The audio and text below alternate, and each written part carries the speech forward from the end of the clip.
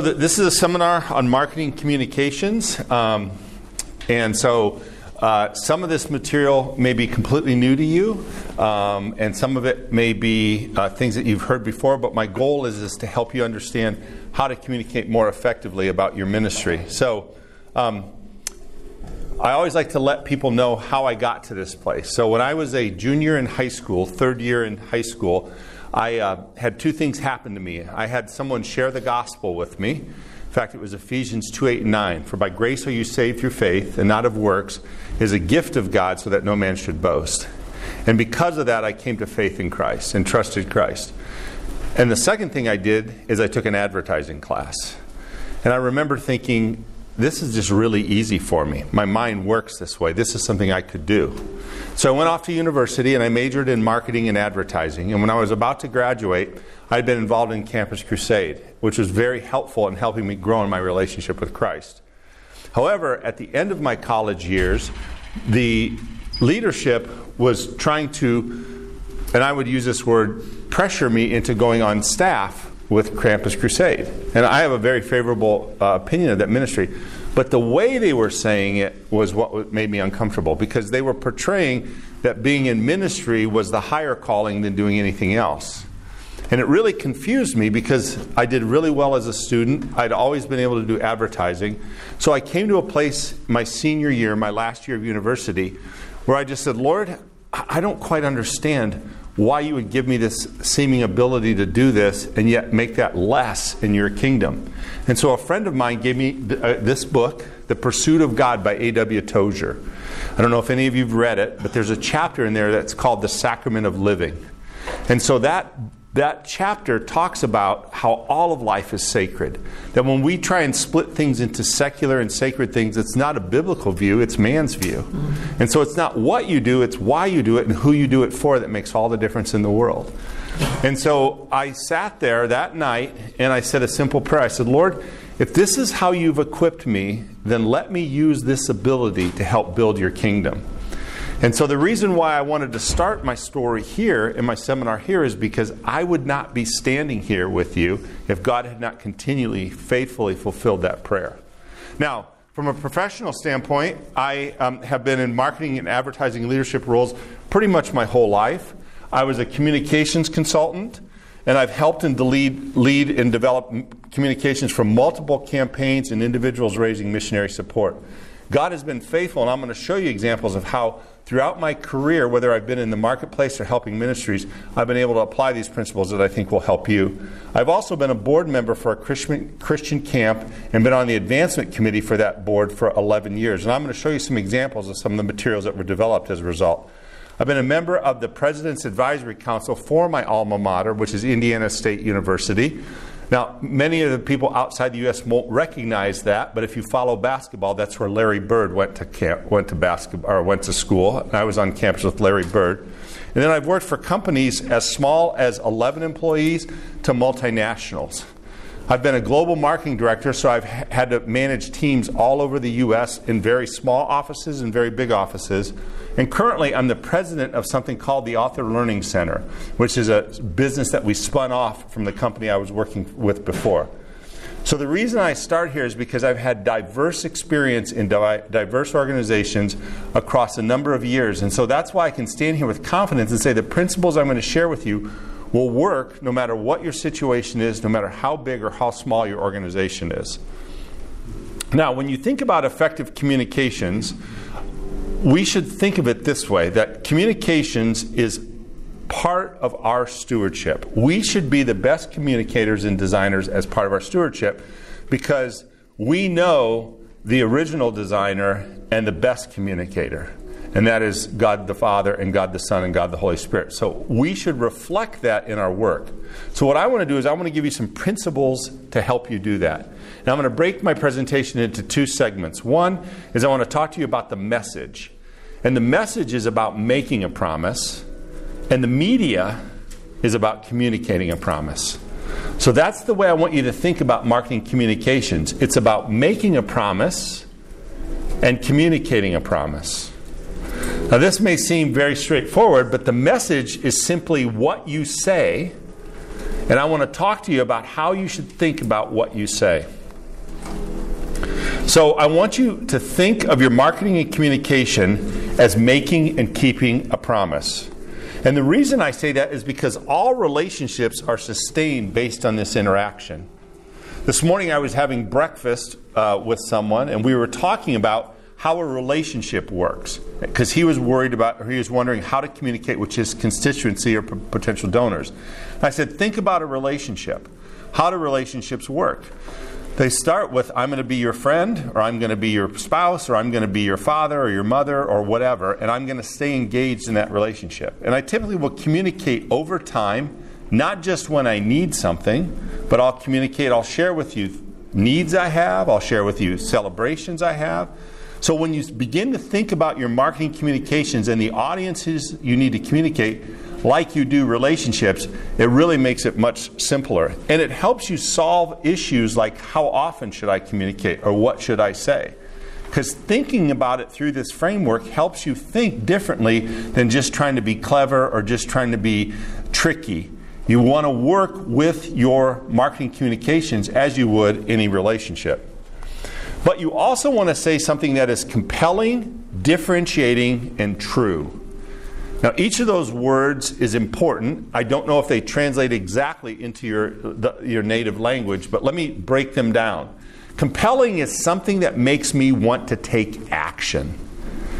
Too often, organizations tell me information or give me information, but they don't tell me anything that motivates my heart or my mind to take action. The second thing you want to do is you want to talk about something that's differentiating. And what do I mean by differentiating? This is sometimes a hard word to translate. But what I want to do is I want to communicate something about your ministry that's unique from any other ministry out there. And I'm going to say this because this always comes up. A lot of times Christian organizations feel uncomfortable with that because they feel as though they're being arrogant or they're trying to say that they're better than anyone else. And I don't think that's true. If God puts a unique call on your ministry and on your life, it's part of your stewardship to communicate that to people so that people know exactly what it is that God has called you to do. And we'll talk about that. And then the last thing, which seems obvious, is you want to do something that's true. So if you make a promise to someone that, hey, if you give us this money, this is what we're going to do with it, you want to make sure that you follow through and you do that. That you actually accomplish what you said you're going to do with that money or those volunteer hours or whatever it is that you're asking for. The same thing is true with the people that you're trying to serve. You don't want to promise them something and then have them show up and have you do something completely different than what you promised. You do that one time and you'll lose the relationship. Just as if you would a friendship if someone said something to you and you lose that. So always be thinking about, is it compelling, differentiating, and true? And then you want to talk about the benefits versus the features. The benefits are what it makes me feel. The features is what you do for them. So you want to think about not just what you do for them, but how they feel about it or the emotions that it can create. And oftentimes people walk away from emotions because they think that's not the most effective way. But if you understand that a relationship sometimes starts with someone saying something emotional, it can help you be very effective. And I'm going to talk about how and show you some examples of how that works. So this is a key principle for you to remember, is that marketing communications is making and keeping a promise. All right, the second thing is to understand in the audiences that you're trying to communicate that there are three basic motivations that everyone has, no matter what country they're in, no matter how old they are, when they decide to make what I will call a purchase decision, when they decide to engage in a relationship. And if they're going to buy a product like a car, or they're going to buy shampoo, or they're going to eat at a restaurant, or they're going to support your ministry, or they're going to volunteer with your ministry, or they're going to volunteer at the European Leadership Forum, all of those are what I would call a purchase decision, because they're exchanging something. They're exchanging time, or they're exchanging money, or they're exchanging talent, and they're expecting things. So the three basic motivations that everyone has is they're trying to either solve a problem, they're trying to reach a goal, or they're trying to achieve an aspiration. And every purchase decision can be traced back to one of those three things. So let me give you two illustrations of that. Let's say you have some kind of health crisis, like your blood pressure is too high. So your goal or your problem is, I've got to lower my blood pressure. I've got to figure out how to do that.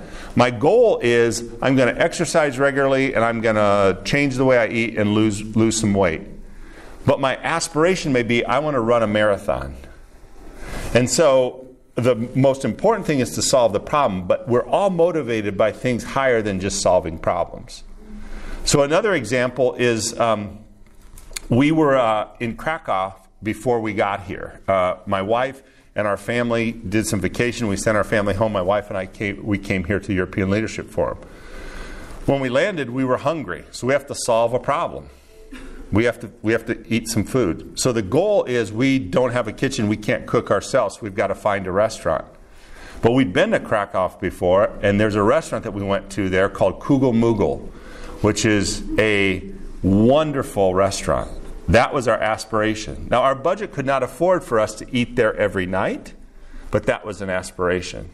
So you're always trying to either solve a problem, reach a goal, or achieve an aspiration. So what you want to do is you want to express your message as to how you help your audience solve the problem, reach the goal, or achieve the aspiration. Too often, when people communicate, they talk about themselves instead of thinking about what is motivating the audience. Why are they interested in engaging in a relationship with you? Now, in that first communication, you don't have to tell them everything, but you've got to get them interested so that you can have a relationship to tell them more. The reason this is important is because having a favorable opinion of something and thinking it's a good idea is not enough. Again, I had an opportunity at a meal this week to talk to someone, and he said that they had sent out information and got no response. Well, they may think favorably about the organization, they may think favorably about what they're doing, but if you don't get a response, you're limited in what you can do. In my professional career, we've launched products where we've done research with focus groups, and people say, oh, that's a really wonderful idea. But it's not compelling enough to get them to actually purchase the product. So it's true in ministries, it's true in churches, it's true in all walks of life. Having a favorable opinion or thinking something is a good idea is not the same as getting someone to engage in a relationship with you. Okay? So let me show you some examples of how this works. I'm going to show you some from the marketplace, and I'm going to show you some from the ministry. So here's two different headlines. So one of the clients that I worked with for many years is RCI, the world's largest timeshare company. I don't know if in your country timeshares, right? So you own a condo or you have something and you can exchange it. You can trade it for a condo in another. So if you own one in Romania, you can trade that and go to Disney World. Or if you own one in Disney World and you want to visit the Czech Republic, you can trade it there. So RCI is the world's largest timeshare exchange company. So when we started working with them, they were saying this: we have more timeshare exchange opportunities than anybody else. That is an absolutely true statement. Okay? But what does that mean for me? Why do I care? What's the benefit? So what we did is we learned and we listened to the people who were actually doing the exchanges. What we learned is the reason why they wanted timeshare is because it allowed them in a very busy world to create memories with the people they love. So we changed the headline. Are you ready to make some memories with the ones you love? And the reason we could say that is because we have more opportunities for you to do anything you want. You can go to Romania if you want. You can go to Disney World if you want. You can go skiing in Colorado or in the Swiss Alps. So it's the same information, but it's triggered by a different thing. And in the end, that's what people really wanted. That was the reason why they did it. And we found that out because that's thinking through it from the standpoint of solving a problem, reaching a goal, or achieving an aspiration. Okay? So this is another example. So this is a company that I work with now. I actually kind of have two jobs. So I work for the world's largest supported self-publishing company. So in the U.S. and mostly around the world, if you want to get a book published, you have to find a publisher. And they actually may pay you in advance. They acquire the rights to your book, and then they do all the design and they put it out there. And that can be a very, very difficult thing to get someone to buy your book. so that they'll publish it. Because a lot of times they only have a limited number of books. Well, we created a company where if you have a book and you have the right funds, we will help you design your book, put it into print, and put it into digital and distribute it all over the world. Plus, we have all kinds of marketing services. So when I first started with the company, we had this simple phrase: we would help you get published. Much like RCI, there's nothing wrong or incorrect about that, but it's not very compelling. Because what people are thinking about is not getting published. They're thinking about this last headline, the second headline. Imagine holding the first copy of your book in your hands. Right? That's what I want. I've worked on this manuscript for 10 years. I've labored over it, and one day that envelope or that box comes and I rip it open and I'm holding a copy of my book. That's what people were tied into. Now, we'll help you get published, but that's not what people are reaching for. They're reaching for something else. So let me give you some examples in some ministries. So one of the ministries that I've worked with over the years is the LCMS Foundation. That's Lutheran Missouri Synod Foundation. What they are is they're an arm of the Lutheran Missouri Synod Foundation, or Lutheran Missouri Synod, where they have financial planning instruments to help people plan wisely for their investments and plan wisely for wills and trusts and things so that they use their money in the best way. So when I started with them, I'm actually going to show you the example of this. This was their headline that they were using: realize your vision for mission and ministry. Now, they use things, instruments, and again, I don't know if these are available in the countries that you reside in, but things like charitable remainder trusts, where you make a big donation, you get a tax, and then you have some life insurance, and then when you die, that life insurance pays your heirs. And there's all these very legal things to do. And this is what they said. And so what we did is we changed the headline and said, provide for the people you love and the ministries you care about. And the reason is when you listen to people, that's what they were concerned about. They wanted to give to the Lord's work, but they also didn't want to shortchange their heirs. And so all we did is we brought to them this to the forefront to help people do this. I had shared this. I did a pre-forum seminar, and I shared these numbers. I'm going to repeat them again because the first time I heard them, I didn't believe them. So we did not change one thing that they offered. Not one product, not one service, not one thing. We just changed the communication. And when we started working with them, they managed about $70 million in assets. And in 18 months, they were managing $700 million in assets. Because it was just very easy for people to understand that you can help me do what's on my heart to do. All right, and then another one, which I'm going to show you the physical examples of all these. Crisis pregnancy centers. I know some countries have these, right? So a woman is pregnant and she needs help to avoid aborting the baby, and so the crisis pregnancy centers step in. It's a big ministry within the U.S. So a number of years ago, the Crisis Pregnancy Center where I live in central Indiana was going to do a capital campaign. And so one of the board members told the director that he should talk to me about the communications. And I'm going to show you the examples. But they started out with the capital campaign by calling it Campaign for Life. And that's not bad, but it doesn't really tell me anything from a compelling standpoint. So as we went through the process, that I'm going to walk you through in a little bit, we said, well, what happens if you raise this money? This money that you're trying to raise. They said, well, at our current rate, we open one center a year. But if we could raise this money, we could double that and open 2 centers a year. Okay? So you'll have 6 centers instead of 3 years from now. Okay? So why do I care? Well, if we open a center, our statistics show us that we can intervene in the lives of probably 800 babies. We can touch that many women and save that many babies. And through that, we'll see some other commitments to the Lord. And so what we did is we changed it from Campaign to Life to what would you do to save 2,400 babies' lives? And the difference, it's the same information. And I'm going to show you the layouts of this. It's the same information. But you see the difference between how compelling all of these headlines are. In all of the examples I've shown you, we didn't change one thing that they were doing. We didn't say you have to change your product or the way you deliver things. Not one of these did we change that. Sometimes you find that out as you go through a process like this, like maybe you have to tweak things. But in the 4 examples I've just shown you, it was the exact same service. It was just communicating differently. All right? So that's the first two things. Make and keep a promise. Understand the motivations. The third thing is what I call apply the takeaway. And what I mean by this is you need to take a hard look at your ministry and say that your ministry does not exist, or what would be lost, or what would not get accomplished. So if you think about the crisis pregnancy example, we didn't say 2,400 more babies will be aborted. But what we did is we turned that to say, if we can do this, we believe we'll be able to save this.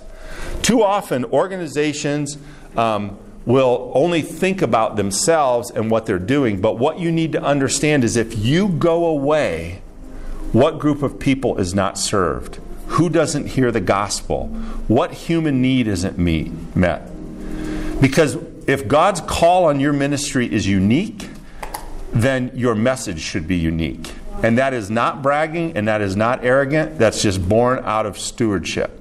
Because it's incumbent upon you to let people know what God has called you to. And if you're not able to accomplish that, what is lost? What is lost? So in my professional career, I manage, or my team manages, a number of brands. And one of the things that we do, and one of the reasons why I think we've been effective at growing, and just so you know, we've published in the last 10 years, we've published over 225,000 authors and 300,000 books on 6 continents. And if you asked any of our brand managers, what's the takeaway for their brand, they would be able to answer it for you immediately. I'm very confident in that. So this principle works in the marketplace, but it also works in the ministries as well too. You need to think through, if you went away, what would happen? And then it should align with your mission and vision, but this exercise makes it clear what people get from a relationship with you that they can't get anywhere else. So it may be the people you serve, or the geography you serve, or the unique way that you meet a need, but it's really important that you think through this. So a lot of times in marketing communications, organizations make the mistake of communicating their mission. Their mission is about you and about what you do and why you do it. But your promise is about what impact it will have in my life as a result of me engaging in a relationship with you. I'm going to repeat that because that's very important. Your mission has to be clear, and that's what you do and why you do it. But that's written from your perspective. Your promise and your marketing communication should be about what impact you will have in my life if I engage in a relationship with you. So whether it's the people you serve, or the donors, or the volunteers you're trying to reach, if I engage in a relationship with you, what am I going to get from that? What impact, what difference will it make in my life? So again, these things are principles that you can apply in multiple situations, right? And then what you want to do is you want to try and make a promise or convey a message that isn't about your category. And what do I mean by that? Category is talking about mission. So if you're going to say, well, we need to fulfill the Great Commission, most people would expect ministries to be doing that in some way, or we need to meet the needs of the poor. That's about the category. But what I want to know is, what do you do to meet the needs of the poor, or what do you do to fulfill the Great Commission, or what do you do that God has called you uniquely to that no one else is doing? And if you don't accomplish that, what happens? What happens? So I will tell you, and I've said this, I don't think the European Leadership Forum does as good a job as they could be, but I can tell you right now, if I asked each of you, if European Leadership Forum didn't exist, huge gap in the ministry of Europe right now. I've just been here for 2 days and I can tell you that, right? That's why it's so critical that they have the funding and the volunteers and the support. Because if the European Leadership Forum doesn't exist, we don't sit in this room. And so that's the kind of things that you do. So I believe God has called the European Leadership Forum in a unique way. And it's not bragging.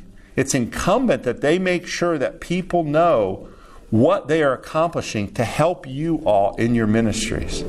It's vital. It's absolutely critical. And for me, that's not arrogance. That's stewardship. If God's called you to that, then you need to make sure that people are aware so that they can bring their time, talent, treasures, and relationships to help that get accomplished. right? God's plans always has God's provisions, but oftentimes He uses us to make those provisions. So people just need to be aware of it. So those are the three things around message. Now I want to give you two things around the media. So the media is how you say it. The message is what you say, but the media is how you say.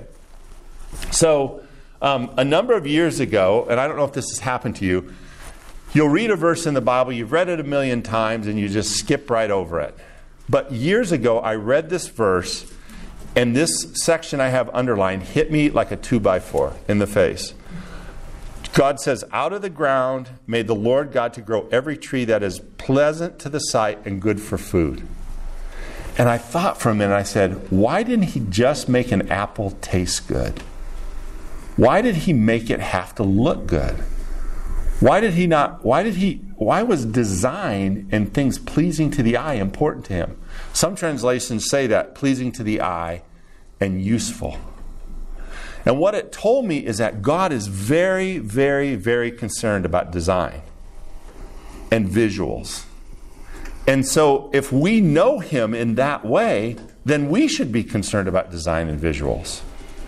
And in fact, once you start looking through Scripture and you look at the description of the temple and you look at the description of the New Jerusalem, it's very specific and it's very pretty. So I had mentioned to you I'd worked in advertising positions, and so I was a creative director for a number of years, and that meant I had creative teams, and oftentimes people think creativity is doing something different every time. And what I said is, no, look at the bird. Look at the flower, look at the leaf, look at the tree. Creativity is taking that one idea and showing all the different ways it can be expressed. That's how God expresses Himself in creativity. He has principles. You don't confuse a tree with a bird. But think about how many different kinds of birds there are, how many different kinds of flowers, right? But they're pleasing to the sight in different ways. So that's why this should matter to us. So one of the things that you should do is you should use photos, images, and captions. This is the one thing that you could start doing tomorrow that you probably are not doing today that will make your communications more effective.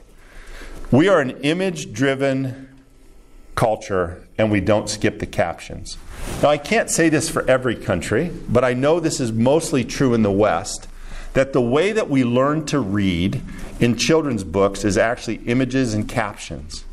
So from our first start, our brains are wired to look at an image and read a caption.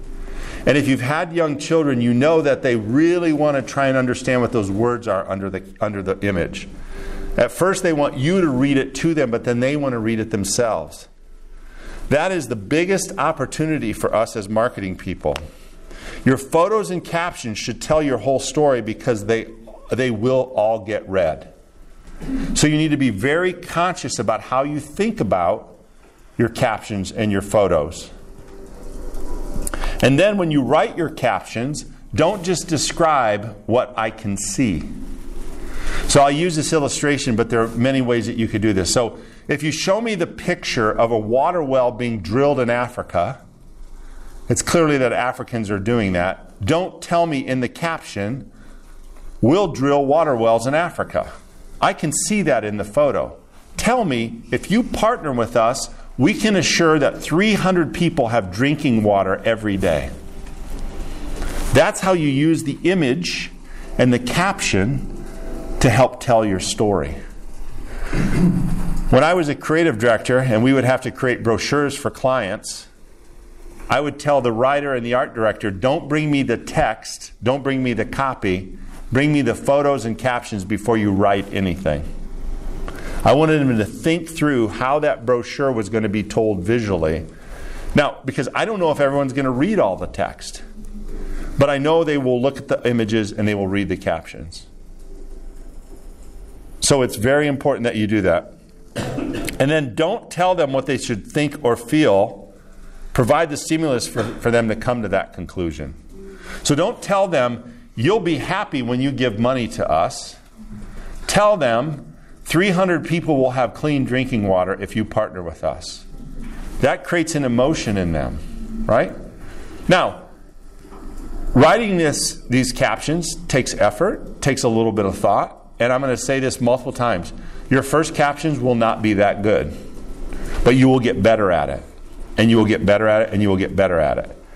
And these are principles that you can use that will make you better over time when you do this. So let me show you some examples here. These were both used in social media and brochures. So I'd mentioned to you that I was on the board of a Christian camp. And so I helped lead the efforts to create the right kind of communications. So one of the things that they needed to do is they needed to recruit staff for the summer, right? So prior to me helping them and walking through these principles, they would have headlines like, join our summer staff, get to ride horses. And what we did is we used that image and just put the headline, effective teamwork, right?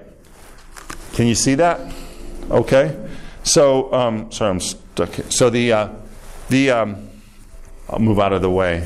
I'll try to without messing this up too much. Can everyone see that? So tell me, when you see that picture, what do you see? What do you see in that picture? Excitement. What else? Fun, passion, right? Right? You see a bunch of people together, and then what do? You're laughing for. I see blue. You see blue, right. Well, they're all together. They're having fun. So does that look like something you'd want to do in the summer versus working at some boring restaurant where you're standing behind a counter, right? The other thing is that those words are chosen because one of the things that you know when you go into the workplace is you have to work in teams. So there's a reason why that's not one person standing there, that's a group of people. Now, if I'm a young person and I've got a choice between working some job where I'm in an apron standing behind a counter all summer, or I could do that, I might want to do that. We don't tell them everything. We just give them one little thing. Just look up information on the website for summer staff, right? Here's another one. Proof that unicorns are real. Now, what do you see in that image? Fun. Fun, again. What else? Little Asian boy. A little Asian boy? Yeah? It's India. Yeah. No, that's really important. You know why? And again, I don't know if this plays within the context of Europe, but in the U.S., diversity is a big theme. So that photo is very intentional. That is an Indian boy. There's an Indian boy, a Native American Indian, because they're close to a reservation. There's an Asian boy. There's diversity. There's young girls and young boys, right? What do those kids look like? You see, they're having fun there, and then the kids having fun, right? So does this look like a place you'd want to spend some time at in the summer? And, again, if you're a young person who wants to work with kids, man, that looks like that'd be a great place to get some experience. So you see, if you just are thoughtful about it, and then you don't have to tell them everything, but that draws them into your story, that draws them into your relationship, and then you can go from there. All right, let me show you another way, because this is an easy way to do this.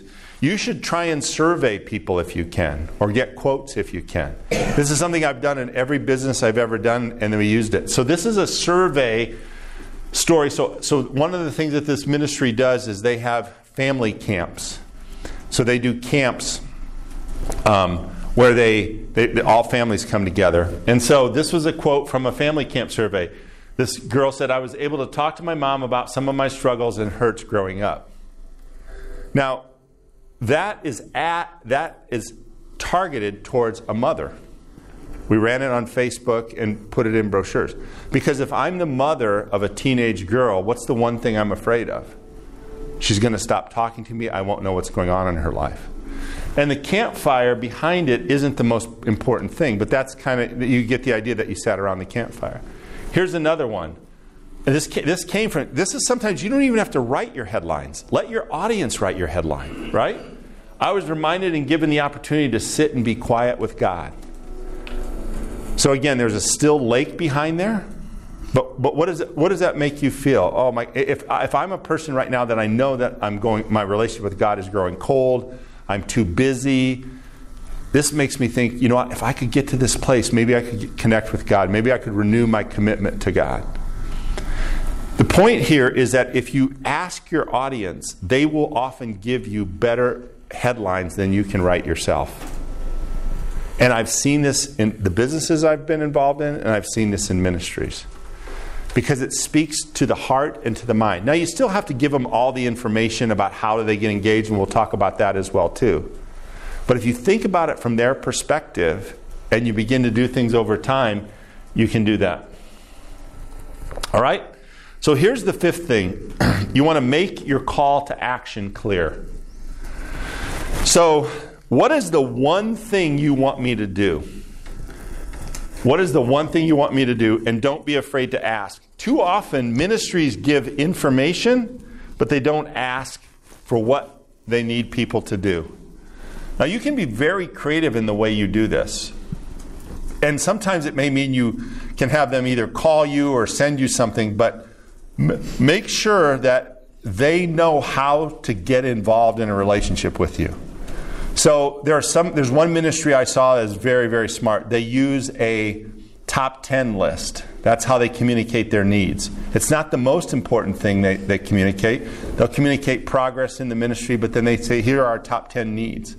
And sometimes people write checks, and the example that I know of is they needed a new copier, a copy machine for their office. Well, there was a guy on their mailing list that actually runs a copy machine company. And he called him up. He said, you need one? I'll just donate one. So if you let your needs known and you ask, here's how you can help. But oftentimes, my experience in working with ministries is they're afraid to ask, or they don't know how to ask, or they don't make it clear. So you want to make sure that you ask. So I'm going to show you a quick example, and Nadia and Gabrielle cannot, you cannot answer because you know the answer to this question. So what's the difference between these two emails? So I like showing this example because it's almost the exact same layout, exact same typeface. This one on the right-hand side got 158% better response than the one on the left-hand side. All because of that button.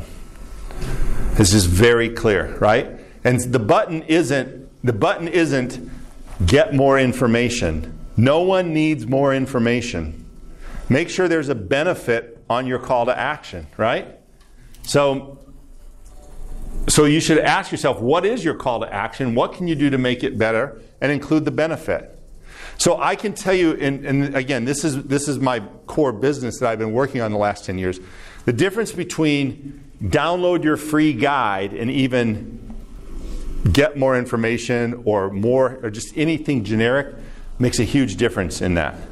So if you're going to help people, re-evangelize Romania, don't have your call to action be for more information, email here. It's like, let's bring the gospel to Romania, something like that. Be bold in your ask. And I say that not because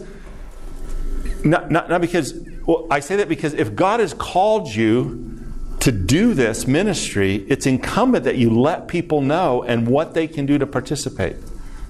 It's just so important. Okay? Do not be afraid to ask. All right? All right, so let me show you some examples of how these principles are at work. And so I mentioned to you about the Crisis Pregnancy Center, so I want to actually show you the physical examples. So this was actually the brochure that they were ready to go to print with. They had actually gotten pretty well. And the reason I show this in this presentation is because it is exactly the way we marked it up sitting in the office of the executive director. So after we went through the process, what they did is they changed it to what would you do to save 2,400 babies' lives? And they called it the Miracle 2400 campaign. So they changed it from campaign to life to Miracle 2400 campaign. Same message.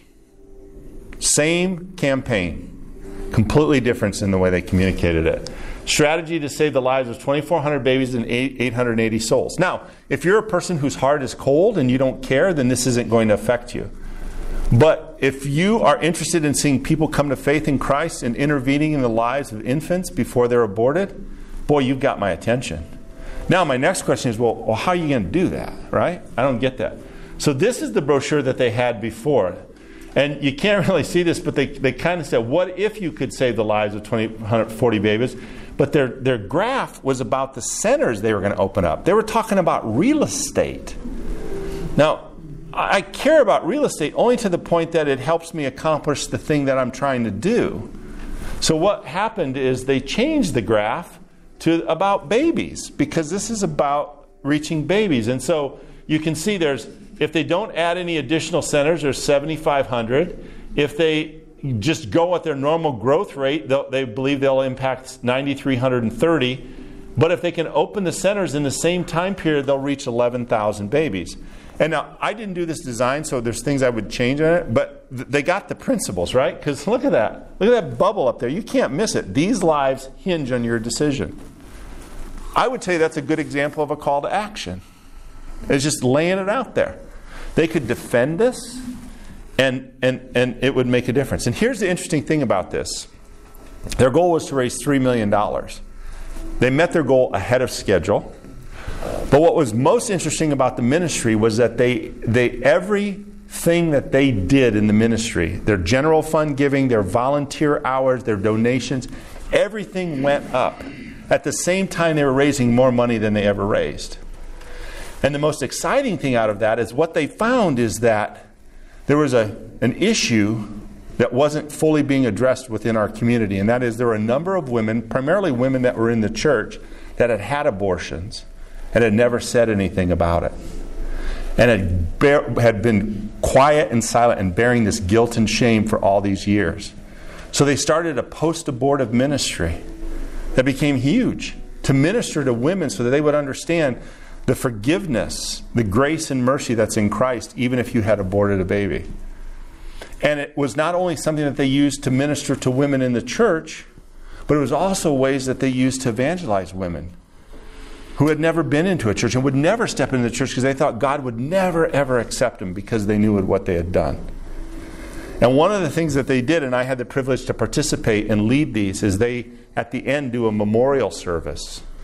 After women go through the study and really understand the fullness of the forgiveness that God gives and the way He takes away the guilt and shame, they do a memorial service for the babies. And these women who have never, ever spoken of this child that they've mourned the loss of for years silently, stand up and read a letter to that child. And it is one of the most powerful things you will ever see. Because forgiveness and mercy and shame and guilt and the burden of sin being lifted is palpable in those times. And I would tell you that that was never the plan of this campaign, but it was the outgrowth of it. And I believe there's been hundreds, if not now thousands of women who've been impacted by this. So sometimes God's plans are way bigger than we even imagine. But if you apply these principles, you at least get your story out there and people know what you need to do to accomplish what you have in front of you. So let me show you something that wasn't a campaign. So I'd mentioned to you that I worked with the LCMS Foundation. So one of the things about giving is that people always feel like they don't know what to do, who to give to, what ministries are legitimate. So what the LCMS Foundation did is they started with the idea that everyone should have a lifetime plan for giving. It's not about the amount, it's that God has given us all different measures to work with.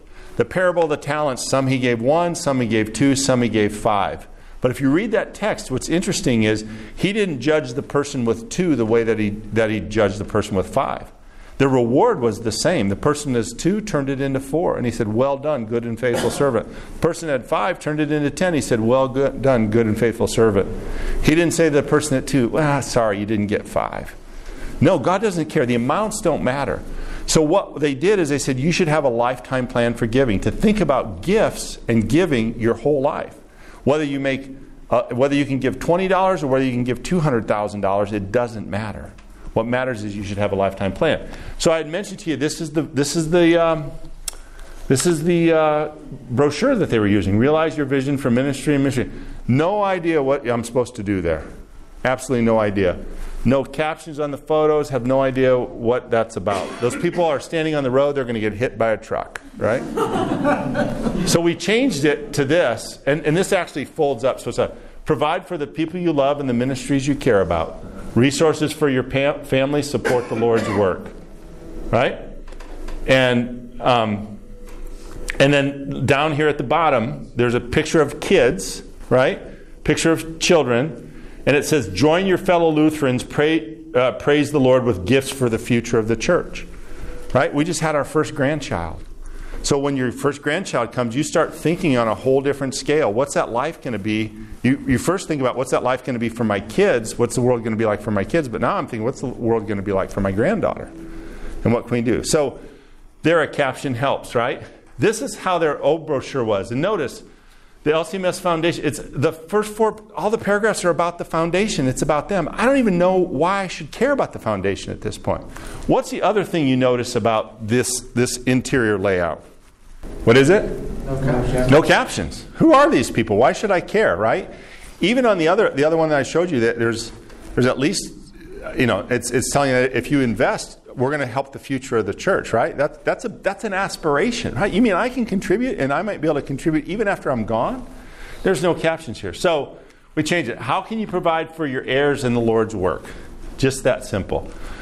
Used subheads also, right? So visually you look at that, and then you'll notice there's a building project, there's a water project, there's some pastoral training. So that caption on the right-hand side, which everyone can see, each year thousands of Lutherans plan for future ministry through our gift planning services. That's all. So if I'm concerned about the church continuing on and strengthen, that caption makes me, oh, really? Okay, now, I'm not going to tell you about charitable remainder trust and all the documentation in this brochure. I'm going to tell you that if your heart is bent towards giving to the Lord's work and taking care of your heirs, I've got something that can help you. And I'm not making it up. In 18 months, from $70 million to $700 million of gifts that they managed. And most of that money got directed to ministries. And all they did was change the way that they communicated. All right, so this is an example that I want you to see. So this is a campaign that we started for Fort Wilderness to raise $2.1 million in the worst recession in the history of the world in a long time, right? In 2009. But what I want you to see is, as we look through these materials, there are some principles here. Number one, they tell the story, but you'll notice that they start using captions on their photos, right? And they tell what their ministry is about, why they're doing what they're doing, what it's going to take for them to get things done, and then what will the results be. And we're not going to have time to go through all of this, but this is yours to keep. You can walk through this. And the reason why I wanted you to see this too is, I don't think this is a great layout, but the principles are there. And they started to use the principles to communicate the story. All right? So that's the first one. That was the main piece that kicked things off. And then after that, this is really key. What they did is they sent the green one. After they got 2/3 through the campaign, they sent this to remind people that you had given, and here's the progress. So I'm going to put this up on the slide, but I'm going to say this now. Most people think marketing communications is a thunderstorm, and it's actually irrigation. One of the biggest things that ministries don't do is they don't communicate progress along the way. They do the big ask, they do things, and then they just throw things out. And if you think about how a relationship works, if you have a friendship, if someone only talks to you infrequently or they only call you if they have something to ask you for, it doesn't work. So if you look at this piece, this I think gets better in its design. It ties to the same theme. It talks about focusing on the future. And one of the things... I forgot to mention. Let me go back. I'm just mindful of time. Go back to the brown one for a minute, right? I want to show you one thing. I want you to see the giving triangle. It'll be one of the last pages.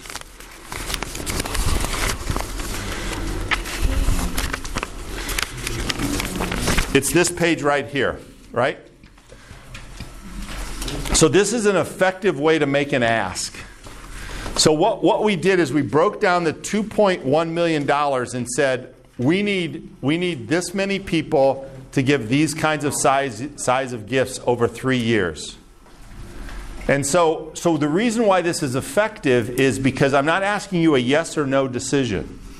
What I'm saying is, do you believe God is calling you to help us accomplish what He's called us to? And if the answer is yes, then the answer is, where do you see yourself on this pyramid? Where do you see yourself fitting in here? This is something you should pray about. So when you ask, sometimes you don't want to just give them a yes or no option. You want to give them other ways to get engaged. And one of the reasons why this is helpful is because the person today that can give you $20, 10 years from now may be able to give you $200,000. Or the person today who gives you $20 may get an inheritance next week and want to give you more than that. They just didn't have the means. So again, the amounts don't matter to God. What matters is being clear about what you're trying to do, why you're doing it, what's it going to take for you to do it, and how can I participate? And so this giving triangle helps that way. So now let me jump back to the green one. You'll notice that this is on this page. What they said is we're 2/3 of the way. We're 2/3 of the way there, right? And they use this tree because the camp is in the North Woods. Again, I don't get real concerned about the design because the design actually is pretty pleasing. But notice they have captions here with people giving testimonies to how it works, right? And then they say, you know, here's what we've accomplished, here's what we need to do, and then this is their call to action. Would you leave a mark on the next generation? So that's trying to be a funny play on words, right? And so they just communicate their progress. And then the last thing is this. So they're 95% there, right? So this is the period over time, and they've communicated. Now, what I want you to notice is that the captions got better. And you're free to take this and read this because, again, we don't have as much time as I'd like. But the captions get better. They're getting better at explaining what the photos do. And notice, this is a letter, but they include photos. Right? Because even in their letters, they want to make sure that people know what's going on. So here's what's interesting about this. So they're over 95% done, less than $100,000 to go. And I'll tell you what happened with this campaign. The goal was $2.1 million, and they raised $2.4. And the reason is there was a guy who got this at the end, and he really got convicted. He said, we got to finish this. This is important. So he personally took it on himself to go to 20 people that he knew that had some means and said, we need to close the gap on this $100,000. Well, what he didn't know is those guys got so excited about it that they actually gave more than that. That's how they got to the 2.4. My point is if you communicate over time, you will see that things happen for people. All right, I'm going to do one last thing real quick. One more example. So this is an individual who is raising money to go on staff at Fort Wilderness. So what I want you to look at is the progression. And again, we're not going to read this, but it's the same thing. They're using subheads to communicate things, but the captions in the photos got better, right? The captions now from a design standpoint, they're not in the photos, they're outside the photos. And you get an understanding about what the ministry is and what this person will be doing as part of that ministry. Right? So this guy is going to work in construction, but look at the middle caption on the back page. Fort has 50 buildings that need to be maintained and renovated so that ministry can take place.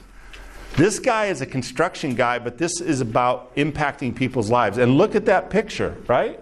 Do those kids look like they're having fun? Does that look like they've got adults engaging in their lives? So even when you're talking, because people just aren't that excited about buildings. But buildings are important for ministry. And that's what this guy's going to do. And that's his calling. He's uniquely gifted. So the reason I wanted, and then the other thing I wanted you to see is on this is another way to do the giving triangle. Right? Or the giving pyramid. He's saying for us to raise the support, for us to join staff, we need people to participate in this level. And it's a trick question. Guess, did he raise the amount he needed to raise? Do you think he raised the amount? Actually, he exceeded it. So these principles have been used by 3 people that I know of that I've helped raise support to join mission staffs, and every one of them exceeded their goal. And their board didn't know what to do with that, because usually that's a really hard thing for people to do. And 3 different ministries, and all of them exceeded their goal. The board said, you need to raise this amount. And one time the guy called me, he goes, what do I do? I'm over the amount. I said, you need to talk to your board. The board didn't know what to do. So I say these things, again, I hope it's not, I'm not trying to brag or be arrogant. I just know this works. And it works to help build the kingdom of God. Because God's plans will always have God's provision, but our stewardship is to make sure people know what we need. And these principles will help you make sure that that happens. So let me just give you a couple things. So effective marketing is not like a thunderstorm, it's irrigation. I don't want you to walk out of here and think you have to solve all of this in one meeting. You just need to be committed to the principles, and you will get better and better and better over time. I showed you a range of documents here from Fort Wilderness with their permission, because the first one is not as good as that last letter I showed you. But the principles are there. And the principles, they got better at writing captions and better at doing layouts. Commit to the principles, not just the activity. And you can't do everything at once, and you will get better over time. So last slide, and then we'll take some questions. What can you do about today? So try and be clear about what your promise is. You'll have to work through this, but think about your marketing in terms of what is your promise. Second thing is, understand the motivations of your audience. Really take a moment to say, what's important to the people that you're talking to? What's important to them? What goals are they trying to do? What problem are they trying to solve? Both from all the constituencies that you might have to communicate with. The third thing is apply the takeaway. Ask the hard question. I can tell you, I've been involved over the years in helping ministries, and I'd meet with boards, and boy, the boards were always uncomfortable with this question. It always started off, and they were not wanting to do this because they were excited about their ministry. That's why they're serving on the board. But when you ask this question, it helps you get to a much more compelling message in your communication. Because if God has called you to something uniquely, it's absolutely critical that you accomplish that. And to accomplish that, you're going to need support and resources. And the only way people are going to know that is if you can tell them what happens if you go away. And then use photos, images, and captions. Just be committed to it. Do not put something out without that. And just get better at it and better at it and better at it. Make your call to action clear. And I'm going to leave this slide up at the end here so you can write these things down. Make your call to action clear. What do you want me to do? What do you need me to do? The other thing I will tell you is if you communicate progress in your ministry, what happened in the campaign that I told you about is some people, I hope this works, or this language translates, they doubled down. They had already given to the campaign, and they saw that the money was already being used in an effective way. And they said, you know what, we're going to give again. We've already fulfilled our commitment, but we're going to add some more to it. And that can happen because people who have means, who have a heart for generosity, are not concerned about writing checks or giving money or supporting ministries. What they're concerned about is what I call an EROI, an eternal return on investment. They want to stand before God and say, God, you gave me this money and I've used it to the most effective way that I know how to build your kingdom around the world. So it's just incumbent upon you in your ministry and what God has called you to let them experience the joy of giving, because that's what God has given those resources to.